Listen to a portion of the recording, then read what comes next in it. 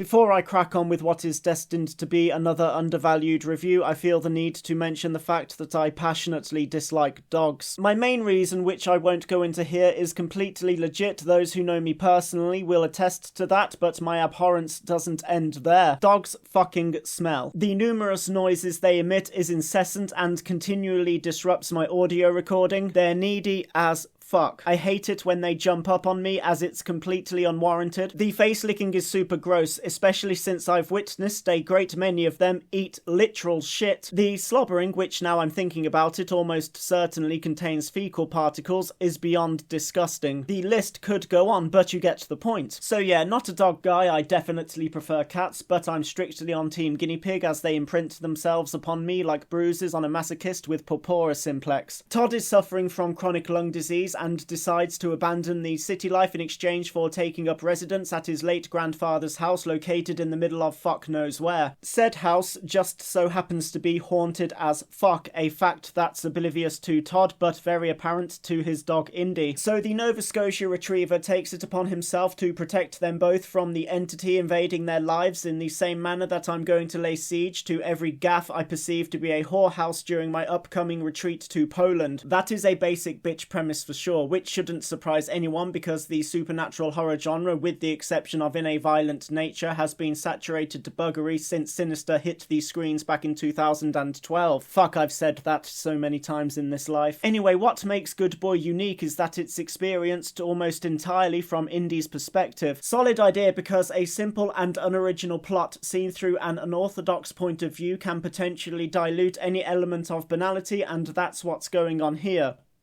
Sort of. Let me explain. Despite the film's USP being Indy escorting us through the majority of Good Boy's 73-minute runtime, trust me, any longer than that would have incurred pacing issues, it doesn't mask the fact that the horror elements are somewhat lacking. Simply put, Good Boy isn't scary. The jump scares are predictable. For a rated 15, the gore and paranormal depiction is mediocre, and the overall atmosphere doesn't amount to anything worthy of remembrance. The acting is serviceable, but the only notable performance comes courtesy of Indy. I'm not even taking the piss when I state that I've seen way less range and general talent displayed by so-called professional actors. I shit you not when I say that whatever emotion needed to be called upon, Indy delivered efficiently and without an assist from visual effects. Fine work for a newcomer, and I've no doubt that his predecessors such as Lassie, Chance, Shadow and Sassy would look at him with a similar level of pride as I feel when I walk through Chinatown without draining my spunk sacks or bank account. In truth, I could have been harsher towards Good Boy, but I didn't have the heart to do so because I can tell it's a labour of love. The movie is helmed by debutante filmmaker Ben Leonberg. I say helmed, in reality he fabricated the whole project. Leonberg wrote, directed, produced, edited and shot the movie whilst working with a modest $750,000 budget. Oh, and Indy is also his dog, so he'd have to deal with the rigmarole accompanying that whilst on set, as well as the aforementioned responsibilities associated with movie construction. That type of effort validates praise, and I'm happy to report that it's been rewarded accordingly by ways of critical acclaim, various accolades and box office success, all of which are more deserved than my inevitable banning from YouTube, liver disease diagnosis and imposed paternity.